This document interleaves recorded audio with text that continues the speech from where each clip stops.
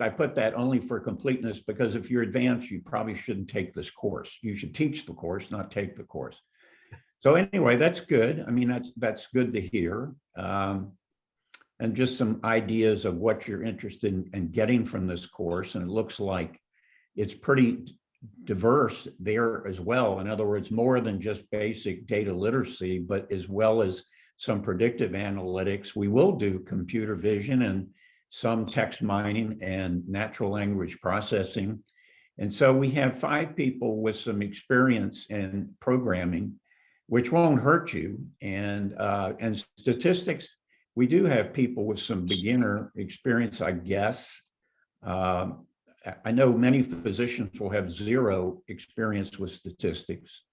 It's others that may, and that it looks like SPSS, and some have experience with JUMP or JMP, and then other I see as well.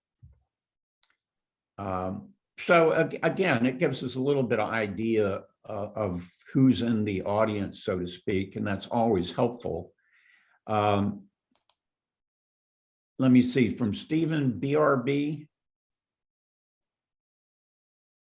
What is that abbreviation?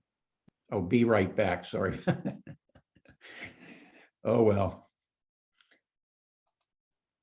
All right, well, let's go ahead and let me look at the participants, and we can just do this in order. Alexandra, we know who you are. You're the daughter of a well-known faculty member that's involved with AI. Can you unmute and give us a little introduction? You're in medical school, as I recall. Yes, hi, can you hear me? Sure can. My older sister is in medical school. I'm still in university. I'm a senior. I'm studying business analytics and computer science. And I'm just interested in taking this course, just try to expand. Ideally, I kind of want to go more into healthcare analytics. So, yeah, this is a great segue. Do I need to say anything else? No, that's fine, and hopefully this will give you a good leg up to get a much better understanding. So great, welcome, glad you're here. Thank you. Aparna? Hi, I'm Aparna Mohan. I'm a physician, internal medicine by training. I've been a hospitalist for 15 years, and I recently started as a physician advisor. And my interest is to get data, because a lot of advisory work is based on analysis of documentation by other physicians, and also application of that to the financial side of hospital. So I want to kind of know a little bit more about AI. Great. Connor?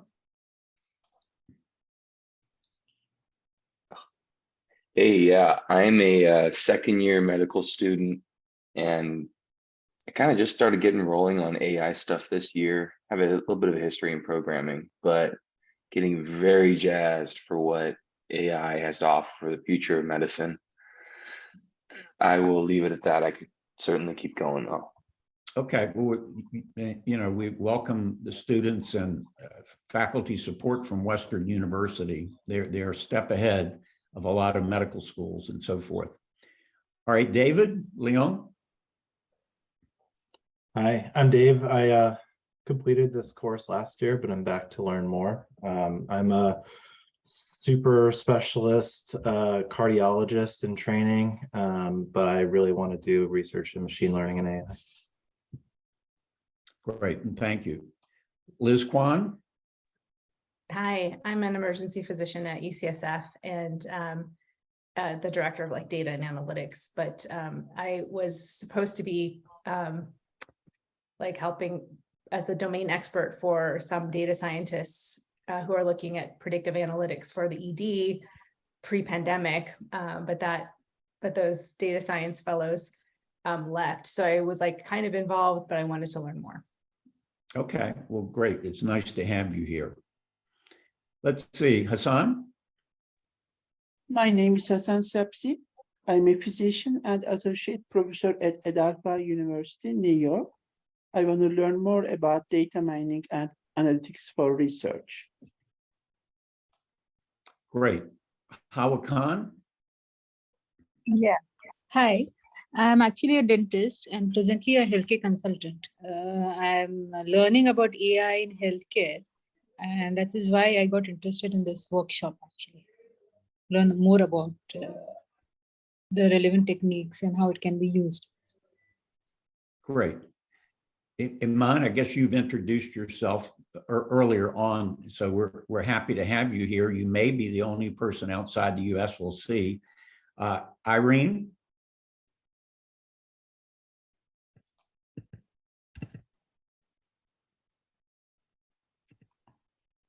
Hello, my name's Irene Schanberger. I have an industry background in finance and technology and software program management. I've been following this field of AI in medicine for a few years and am ramping up in my knowledge. I would consider myself currently a student in the field of data science and medicine, and really looking forward to this course.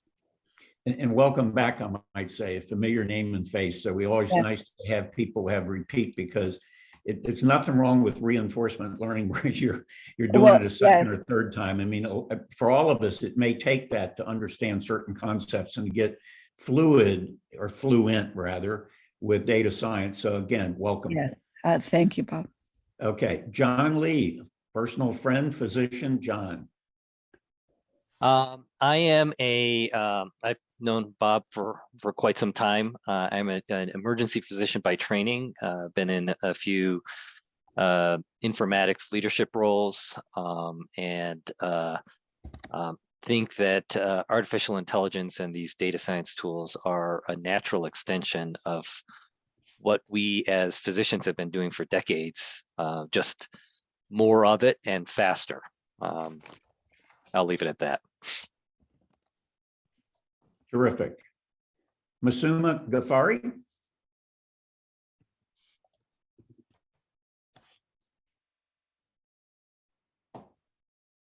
Let's see, you're muted.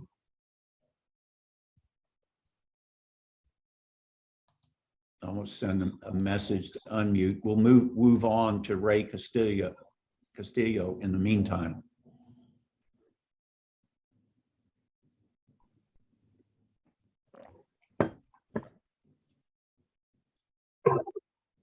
Ray, can you hear me?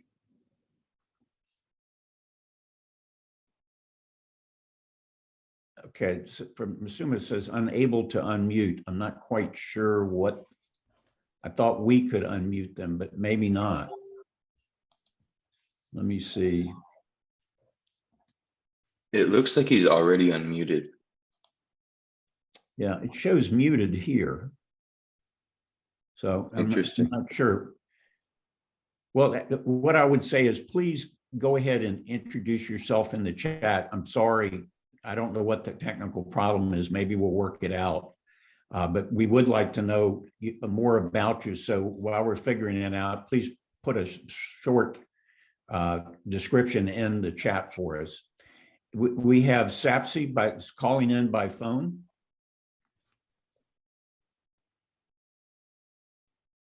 This is my cell phone. Okay. This is Hassan. Okay, so you're in, I got you. Okay. I saw the name twice and I wasn't quite sure. All right, Stephen. Hi, good morning, everyone. My name is Steve Polavoy. I'm also an emergency physician, also at UCSF. Liz Kwan is my colleague. I am a friend of Scott Campbell, who I think teaches the introductory AI course, which I took earlier this year.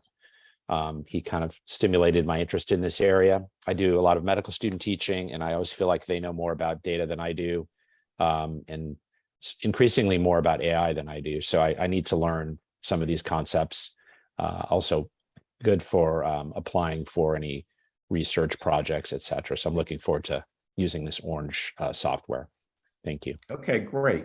And I think you all will find that this is a good way, using visual programming, no coding, to get to third base. It won't make you a seasoned data scientist, but on the other hand, it takes time anyway. Even if you have, say, a master's level in data science, you're not an expert until you're a domain expert. And it just takes time to be good at this.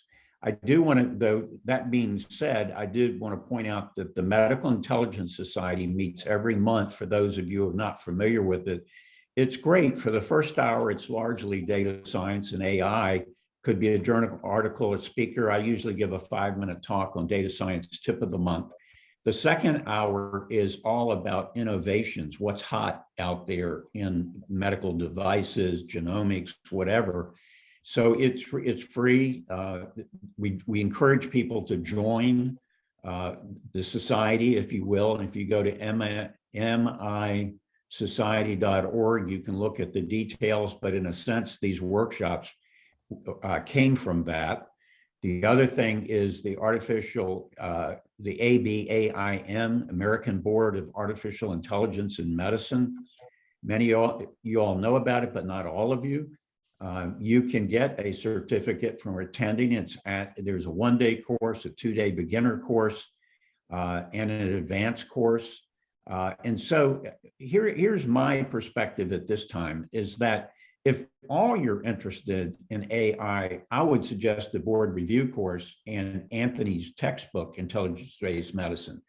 However, my own personal feeling is you need more background than that. You would fall on your sword, as we say, if you knew AI, but you knew no data science, meaning you could not interpret sensitivity, specificity, or any of the other stuff. I don't think you'd be as valuable to your healthcare organization.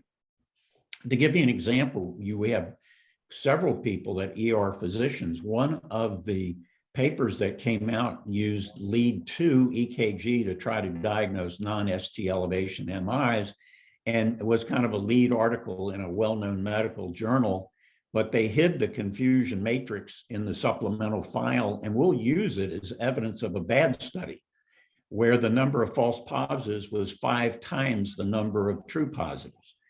You physicians will know enough to say, uh-oh, I don't want that many alerts, false alarms. So the point is, one of the goals here is to teach you to understand basic data science and machine learning. So when you read an article, you can sift through it much more intelligently to know whether this is really good stuff or bad stuff.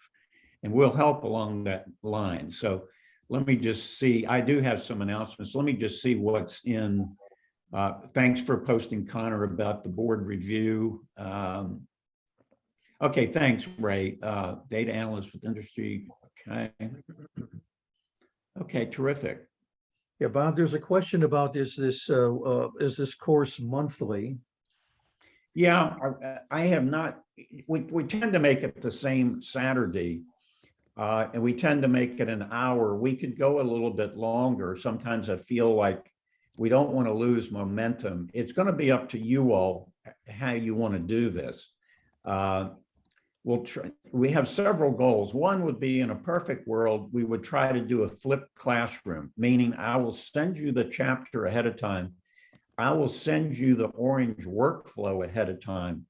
And then that way, if you really have reviewed that, we'll have a much more intelligent conversation. But from past experience, that this doesn't happen as often as I'd like to see it, either for my Australia course or for the US course. But we'll give you that advanced information regardless and see how you deal with it. Let me go over a couple announcements, and then what I plan to do with the time remaining is probably spend, say 20 minutes going over the chapter 1 and a little bit more about mission and vision, and then maybe another 15 or 20 minutes about Orange for today, just saying, here's the main points of Orange. Why do we use it? Why do we like it? How is it unique for education? Because believe me, it is unique. And I may even give you an example of a bad program that just launched last week. But let me go over my notes here to see what else I want to comment on. Again, I have a feeling that all of you all would be in favor of having video links using a QR code. I just have learned over the years that today's young medical students and college students don't like long textbooks, they like short videos. I mean, it is what it is.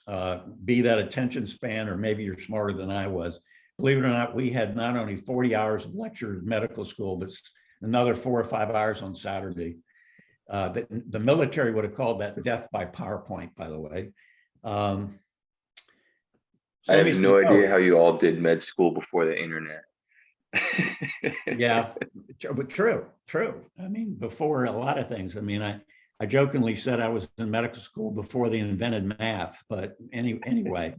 All right, let me do this. Let me go to the file share site. Let me locate share screen here.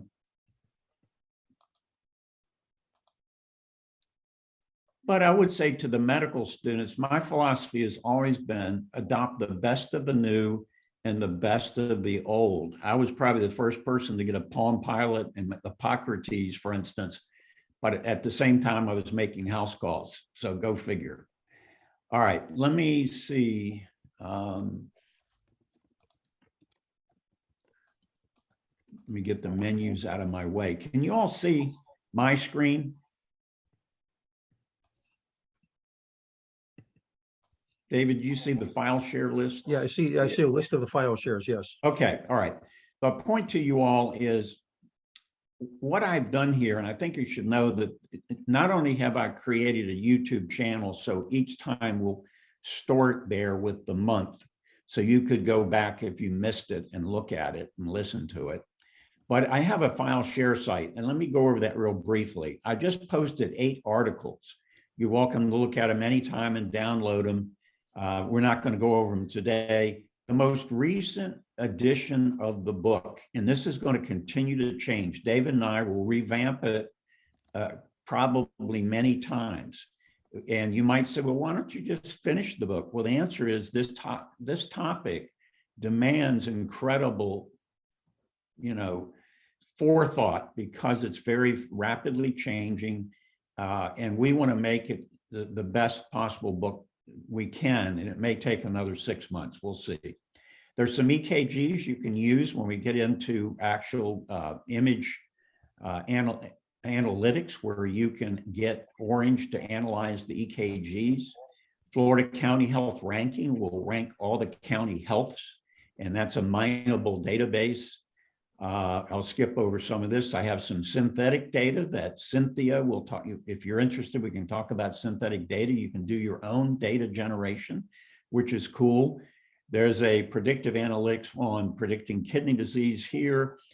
This list of important data sets comes from one of my books, where I just tell you what the government cites and where you can find more medical data and non-medical data.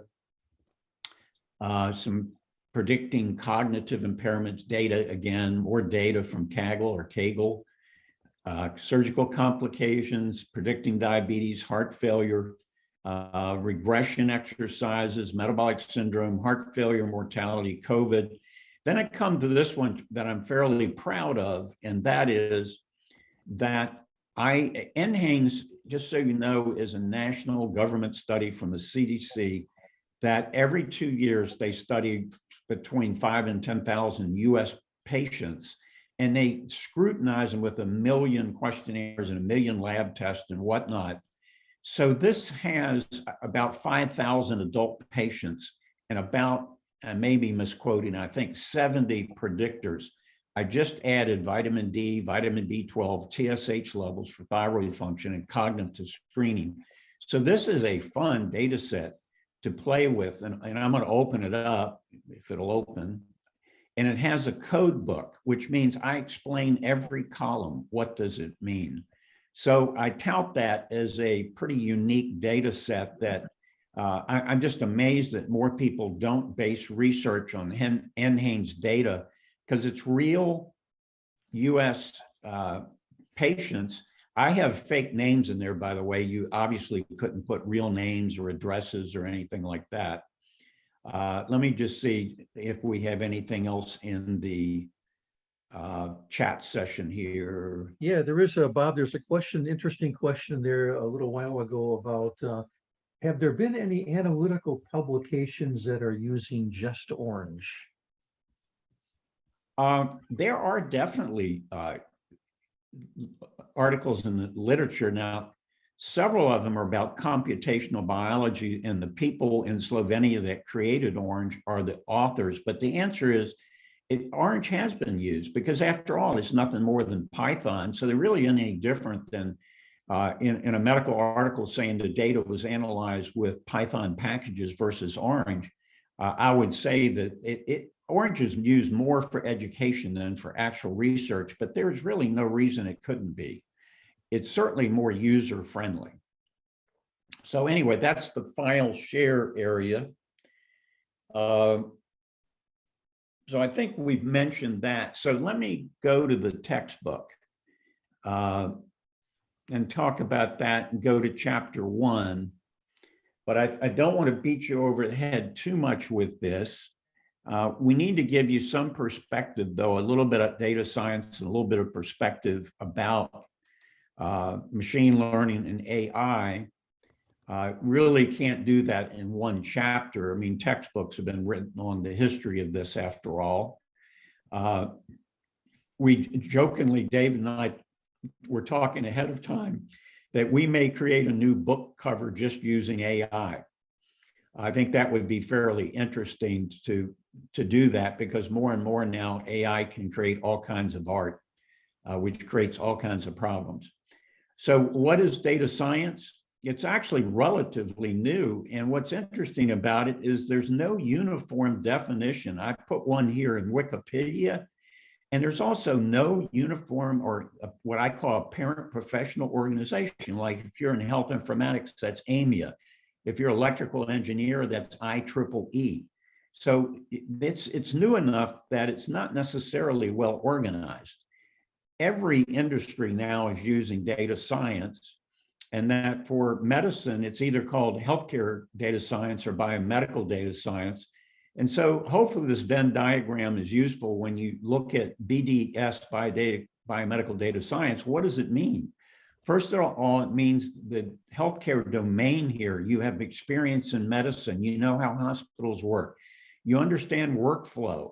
Why is that important? Because you know what works and what won't work. And just as an aside, when you look at what industry hires, they will hire a doctor or nurse with no technical training. And they will do on-the-job training. What they want, what they're hiring you for is your healthcare domain, believe it or not. So that's very important. And it's very important for any data science project to have a clinician on board. Computer science, obviously programming, database experience, big data, and so forth. And obviously they're involved with machine learning and AI. And statisticians, of course, are involved with the stats and math, but believe me, every statistician I know programs in R or Python and is very computer savvy. So all of this stuff is evolving. In fact, does artificial intelligence belong to data science or computer science? It'll all become one somewhere down the road. I do comment, I'm going to make a few historical comments for a little bit longer, but one of them is interesting. Is as far back as '62, a very well-known statistician named John Tukey was the first to alert his own people that we need to get out of this kind of cellar, this dark room of statistics where you calculate everything longhand. He could see computers, he could see what was coming, and he wanted to expand the field to be way more user-friendly and broader. So that was very important. Then William Cleveland came along and did come up with the term data science. At least he's one that we attribute it to. But early on, at all the big, companies like Google and Facebook, they not only started data science, but they went on to have their own AI division. As you probably know, Uber has a large AI division. They all do. Google with DeepMind and everything is probably the preeminent AI, but they all began with basic data science. And speaking of that, anybody that said they were a data scientist early on, they didn't have any necessarily formal training. They just said they were a data scientist. Now you have all kinds of programs. In fact, now I searched and there are at least 30 master level degrees in AI available. I don't think any of them are specific AI in medicine, by the way. And secondly, you pretty well have to be a data scientist to apply for one, just so you know, because they want you to have a lot of experience in statistics and programming before you even apply for that master's level. So be aware of that. But again, we live, you've seen the saying that data is the new oil. Well, it's really true. And this is part, though, why I feel that if you're interested in AI, please don't overlook the basics, the importance of being data literate, because bad data is bad data. It will foul up machine learning and artificial intelligence. It then becomes garbage in and garbage out. And even in evidence-based medicine, which I've been very, very involved with, is all study oriented. Was this a meta-analysis or a systematic review? It didn't look at the quality of data. You know, what did you do with missing data? You know, things like that. So this is really important. That where do you start with all of this? There's no question you start with data. All right, I'm again going over this as the 40,000-foot view, of course, and I'll leave it up to you all to read more about it. AI is said to have come out of a conference in 1956, and a lot of interesting developments since there. And I've given you several different references to look at that further, but these definitions are, you can find 20 of them out there, but AI really is, using this one, is display intelligent behavior by analyzing environment and taking actions with some degree of autonomy to achieve specific goals. That's awfully vague. And then machine learning falls under AI, and it really is now pretty synonymous with predictive analytics, with newer algorithms. But believe me, the overlap between statistical learning and machine learning is sizable. And I can tell you there are hardcore old people that say there is no such thing as machine learning. It's all statistics. And then I would counter that with, what do you mean it's all mathematics? So in reality, when you look at AI, it's all based on calculus and linear algebra, and so is statistics and machine learning. Deep learning, and I have a Venn diagram I'll show you in a second, but deep learning is nothing more than artificial neural networks with multiple layers that now can do all kinds of really cool things, such as natural language processing and computer vision that we'll cover. And then this is, I just put in, it's probably not in the book that you have, just kind of, historically, when you talk about AI, what are the things that have really promoted and pushed this? This shows you three different areas. The methods have gotten way better. The algorithms with deep learning and transformers and all the new stuff has helped with the storage, has helped with cloud computing. It's now cheap. The repositories, all kinds of, like ImageNet has something like 14 million images you can mine. And then the computational power started off with CPUs, and the GPUs from the gaming industry allows much better computing, parallel computing. All these things have contributed to artificial intelligence. So it is funny, way back when, somewhere back before the Dartmouth conference, one of the giants in there said, well, a neural network, a simple perceptron will never work. And he killed it for 10 years, which the point I want to make to you is there are a lot of things you can shoot holes in, but keep in mind this field is moving so fast that that hole could be filled very rapidly. So what you say may not work today could be standard of care tomorrow because of how fast it's changing. So again, machine learning, which we will definitely go over, Orange excels on that, is all about really predictive analytics, supervised learning and unsupervised learning. This is just, again, a Venn diagram that shows the artificial intelligence as sort of the overriding concept. And you might say, well, why isn't AI and deep learning the same? Well, they are, except that this AI began with expert rules, the kind of if-then statements where they fed in they asked a bunch of experts How would you handle this, say, infection? It started with infectious diseases, and they came up with all the rules, fed it into a machine, and you had to answer a questionnaire, and it would spit out the best advice. So that's how AI began.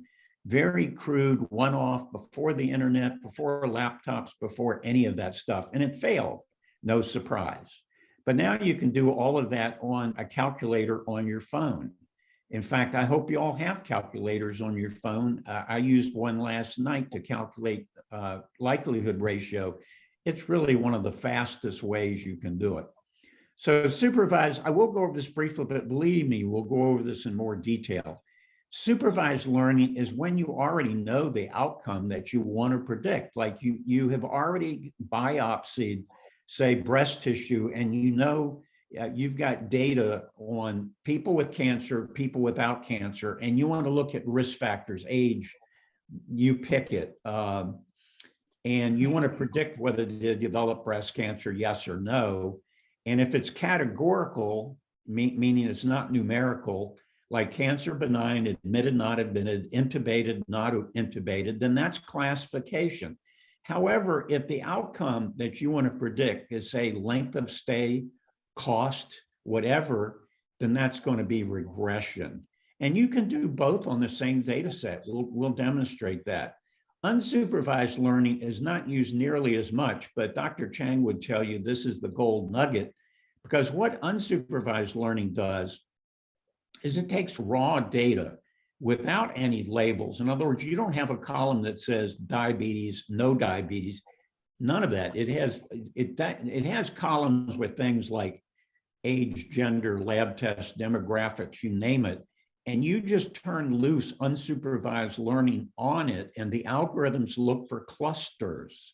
So when we looked at Florida, I'll give this an example. When we looked at the Florida health status on each county, it basically identified two clusters, basically healthy and unhealthy. Things like teenage pregnancy, smoking, whatever, it automatically created a cluster of unhealthy counties and people and healthy ones.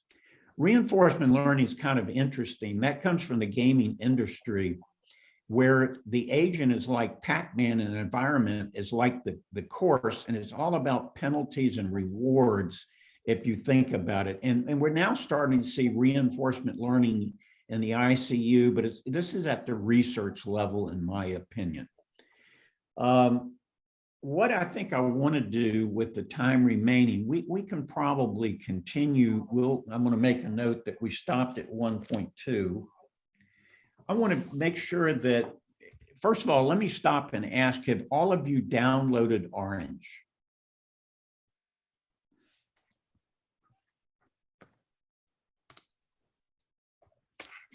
Hopefully you have. I see a Okay. lot of yeses. Okay. Bob, if I could catch up on some of the questions and comments people were saying also before that Please. question. There was, you mentioned very nicely, talked about supervised and especially unsupervised learning. And there were some questions, and so first of all, an interesting comment saying, in healthcare today, we're really using crude oil, not oil, as the data. And they were saying that, you wouldn't exactly put crude oil in your car and expect it to work. And then there was a conversation back and forth and some questions also. Does unsupervised learning work good with messy data? Yeah, let me answer those two things. First of all, the comments are great that medical data is terrible. It's messy as can be. Why? Number one, there are a lot of missing data. First of all, you're not going to do all tests on all people. Second of all, we have a habit of using acronyms that vary. You look at 3 different hospitals, and male may be M-A-L-E, it may be a capital M, a small m, and then 80% of the data in the medical records probably unstructured data, and then doctors love their own acronyms. So, you have to understand the shorthand. So medical data is pretty awful. But let me give you an example where unsupervised learning has been used is genomics.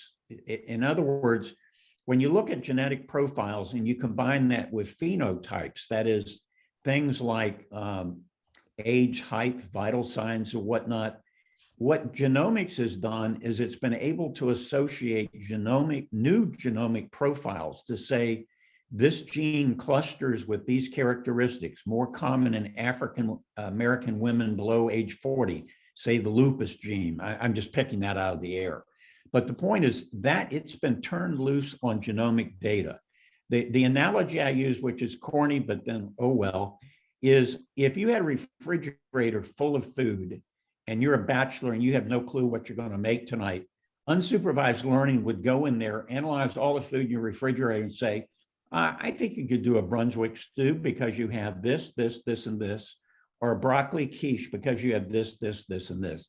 So it takes raw data. And again, it can deal with missing data and bad data, but to get to that point, we hope to show you more about messy data, how to identify it by using Orange as a starting point. But I am not at all opposed to people starting with Excel or Google Sheets. I mean, to me, there's nothing wrong with filtering data and doing conditional formatting or all that stuff in Excel before you upload to Orange. And we can talk about that further. Other questions before I shift to Orange?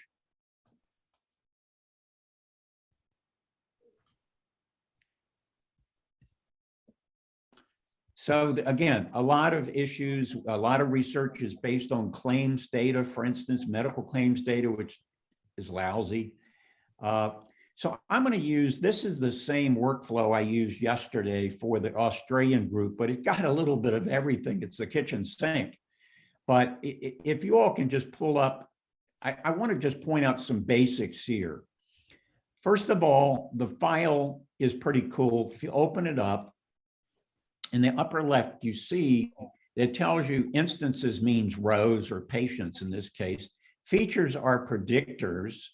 Tells you there's not many missing data, which is not realistic. There should be many more than that. It does already, what it does is it knows cholesterol's numeric and says it's a feature, but if you double click on it, you can change it. If it made a mistake, so far I've never seen it make a mistake, but you can change it.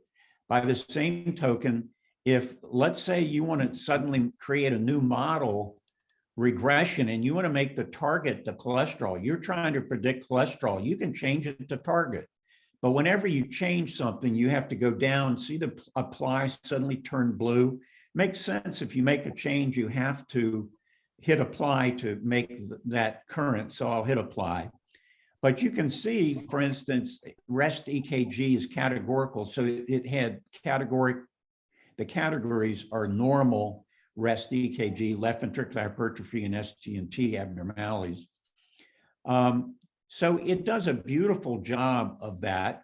Also, if you look up here, another thing it does that's very cool is if you have a database that's online, like this one was hosted by Vanderbilt, if you click URL, it will download the data straight to here, to Orange. You don't have to download it, then upload it. It goes straight into Orange. So if you have a URL like that, you can use that. Also, it has, if you go to that, you basically, some of these are mine, unfortunately, but I think it has 6 data sets already in the file widget you can play with. And so you might say, well, how do I upload my own data? That's, you just click the folder and up comes that, and you can click your own, upload your own data. Now, what's your second choice? The data sets ones has 65 data sets that you can play with. And it gives you history. It tells you the target is numeric. For instance, it's fun to try to the wine is rated by quality, and you can do a regression to try to figure out what predicts the best red wine, if you will. But it also it tells you where it came from. Red wine quality from the University of California Irvine repository. So this is a good sandbox for you to play with. Let me point out some things that I like, and again, we'll be pointing them out throughout. A data table is your best buddy. Why? Because if you make a change, connect a data table, it's like an Excel spreadsheet.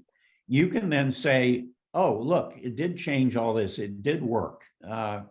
And you can organize it. You can, for instance, here's age. I clicked on it, it filters it from young to old. You can do some things, but I'll show you something that's pretty unique.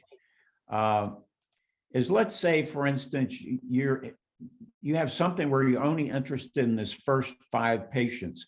If you highlight them and then take another data table and connect it, now you have those patients. And then you can save that. Let's say you've identified the ones you're interested in and you don't want any more, save it as a CSV file, and that will be your new data that you mine. So super quick, super easy. And you can connect this to visualization, and you can connect that to a box plot. So the data table is what I would say is cool about it. And I'll give you another example that I think is even cooler. Here's a confusion matrix. So they predicted there wasn't heart disease, but they had 9 patients that actually had heart disease by catheterization. Whoops, those are false negatives, right? Okay, I highlighted that by clicking on it, turns dark blue. There are your 9 false negatives. So you can mine those. Why were they false negatives? Who knows? But the point is, almost anything in orange you can click on, like if you've got a bar graph or you've got a decision tree with one of the nodes, if you highlight it, or a scatter plot, if we can demonstrate that. If you click on one of the data points, it'll tell you who it is. But if you click on that and connect it to a data table, it'll tell you exactly who that patient is, and you can isolate it and look at it. So a pivot table, the only point I want to make about that, why I like it, it's just so much easier than Excel. If you wanted to mine, okay, we have somebody re-entering. What's cool about the pivot table, it's just much easier than Microsoft Excel. It always takes me 20 minutes to relearn how to create a pivot table.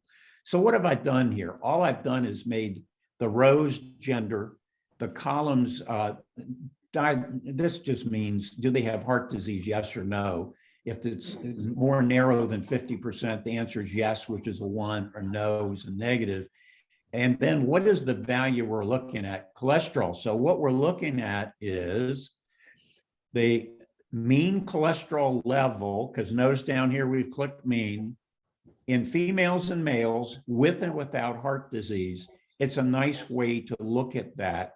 You're not getting a p-value now to know if it's statistically significant, but this way you can look at it. It's another way to project data, but my point to you is it's much faster to do that in orange than anything else. And we'll cover this under data visualization. The box plot is your best friend too, because it'll look at both categorical data and numerical data.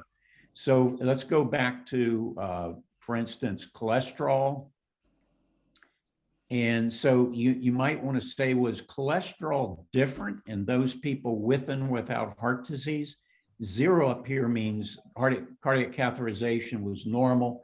1 means they had greater than 50% narrowing or stenosis. And the answer is statistically, it's not. Now, unfortunately, what I don't know, and even requesting the study, is how many of these people were on statins and so forth.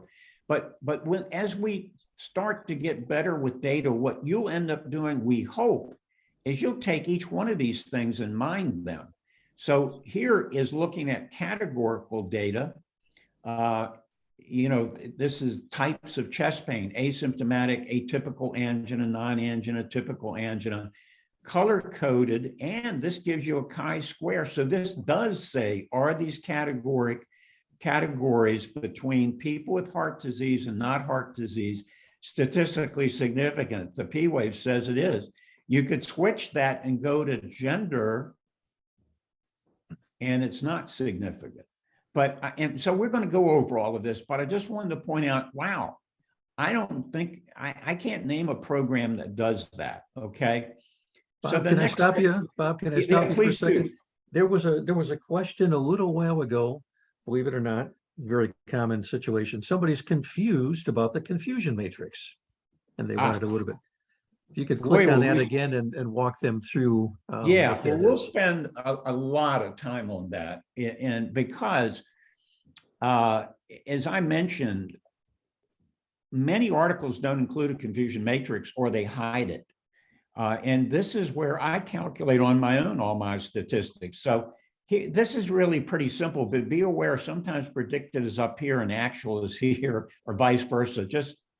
You just have to look at it. So this is the so-called ground truth when it says actual. This could be they've actually been biopsied, or in this case, they've had cardiac catheterization. So 1 almost always means abnormal, 0 means normal, okay? So if they predicted they had heart disease and they really did have heart disease, these are the true positives. And by the way, the numbers are small here because this is test data, not the training data, but don't worry about that. So the true positives here are they predicted it was positive, and indeed it is positive. Conversely, they predicted it was negative, and it was negative at 40. But here, for instance, they predicted they had heart disease, but they actually were negative, false positive of 9, false negatives of 9. Not too bad, but these are very small numbers. And that's because we divided, again, we'll be going over all this, believe me, in painful detail. And you'll be calculating, that's be part of one of the exercises. So the sample data is also very cool. The default is it'll divide your data set into 70% training and 30% tests. So you just click sample data, automatically does that. So the data goes to data, which is and you can reset this by reset signal. We'll go over all of this. So the data sample goes to data, which means train here. All the rest of the data, the 30%, goes to test data. So when you open this up, here's your results, and notice it has everything, and you even have train times. Look at the training times of less than a second. That's cool. So you can do, and we'll go over what is cross-validation. I'm not going to go over that today, but it'll quickly give you training results, and then you can toggle down to test results, and you can see how different they are. We'll explain why that's important. Most machine programs, let me just explain something. If you were to use any other machine learning program, it's going to do one algorithm at a time. Logistic regression, then you'll have to start all over and do random forest. This allows you to do up to 11 different families of algorithms, and it allows you to toggle back and forth between train and test, because usually there's some degradation, meaning the test data is almost never as good as the training data. But just by dragging and dropping stuff over here, you've created a model. In the textbook, I mentioned that I did this in about 60 seconds. I asked a very excellent data scientist to do the same thing using Python and MATLAB. It took him 90 minutes. 90 minutes versus 60 seconds. I think the conclusions are every bit as good for Orange. But I will say that if any of you here are only interested in the simplest of things like descriptive statistics that are good, basic data visualization, linear algebra, linear regression, and logistic regression, David and I can show you several stats packages that are open source and free that'll do all of that are excellent. We have 3 in mind. The compute engine is R. So there's a lot of stuff out there that we can go over, but the point of this is Orange not only does that and does it well, it goes further to be able to do image analysis and natural language processing.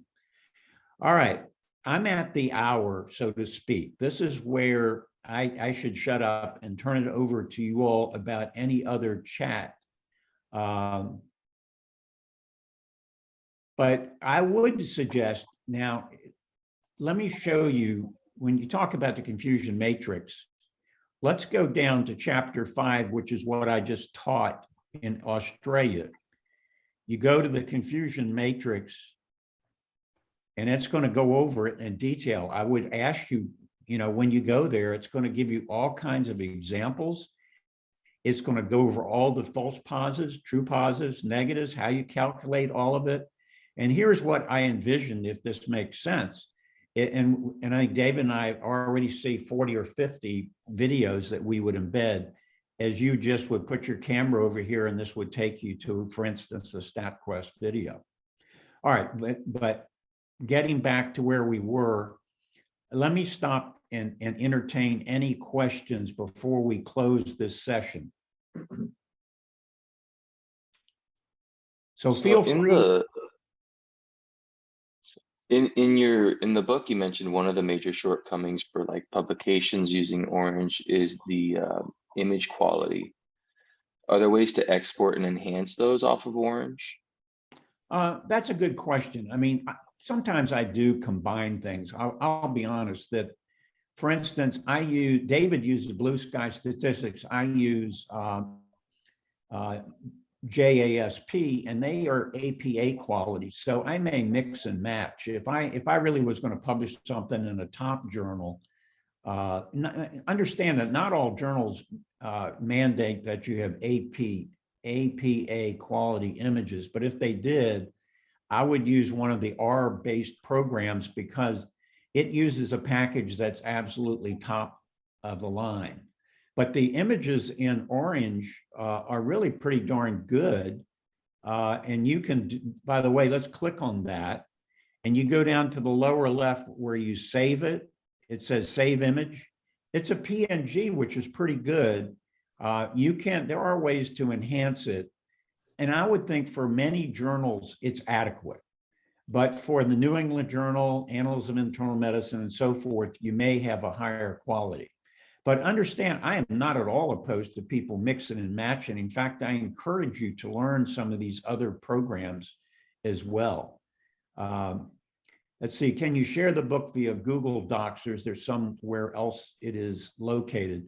Did you have a problem, David, downloading it from the file share site? No, if it's there, that's probably where I should download it from. Yeah, we had the same discussion last night in Australia. Was one guy said, well, you have to be a member to log in. Apparently you don't. We had talked about, should this be on GitHub? I think if it's a free and it's public, I think, and everybody's happy with that. What I plan to do is alert you before the next time when there's a new edition and post it and have the new date. In other words, it'll have an updated date. And then when we meet, I'll let people know what we added to it. So I'm going to go ahead and use our file share for the time being. But please, as you read through chapters, if you have a bright idea in terms of how to make it more user-friendly in some way, shape, or form, please let us know, because we're going to be very open-minded about that, because this is sort of your course and it's still in evolution, but I feel that we're getting better and better and making this. Orange, thank God, is a big help. And it's just an interesting side topic. The data scientist I worked with really didn't like the concept of Orange at all. He never downloaded it, never looked at it. And I think it was threatening, to be perfectly honest. That it was so simple, so easy, that I think he just felt like it was a black box, even though I think it's an open box. Let's see what else is on chat here. I think you pretty much covered it, Bob, from what I could see. Okay, because so the plan would be that we would meet probably a month from now. I don't have a calendar in front of me, but that's, I think, the third Saturday. I would send you, we will still be working on chapter 1 probably, and then probably start on chapter 2.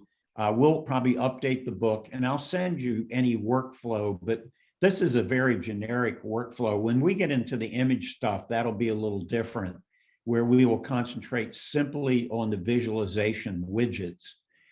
The other thing, just to mention though, the one thing maybe I didn't that you already know about, I hope, is when you go up here to options and add-ons, this is where you get your other packages. These are all Python packages, by the way. So you just simply click what you want. Notice that image analytics and text is extra. So you have to click on those. And then when you click OK, it starts downloading. And even the uploads or upgrades, for instance, it's telling me for text, there's a newer version. I don't know what's in there. I'll have to see. And then you have to restart Orange. So always come up here and see if there's some new version of Orange, a new program, that you've got all the programs you want, or if you have an upgrade. So that's mandated that you must do that. And Okay. Bob, there's a question about, will you be spending any time working with graph databases? Yeah, the answer is yes. That lo and behold, I mean, I overlooked what's called network, and I shouldn't have. Rather than call it graph database, it's called network. Please do look at this. It's somewhat incomplete. I will go over it, the chapter on databases. We will not only do some simple programming in SQL and do a little bit with graph databases, but also I want to introduce you to a wonderful online database that's so much better than anyone else that I've seen, called Bit.io. So that's one of the spin-off benefits, I hope, of this course, is being introduced to software you've never heard of that you can use. So we will go over graph databases, but believe me, it's incredibly complicated. Scott Campbell and I are wrestling with that right now, trying to learn it. Other comments?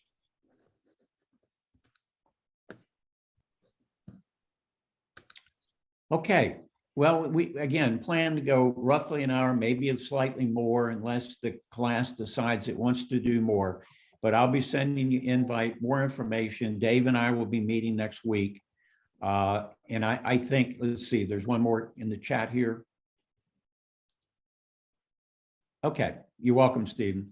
So it is an interesting evolution, because I think this is a totally different approach than classic teaching of data science. So this is interesting to us as well.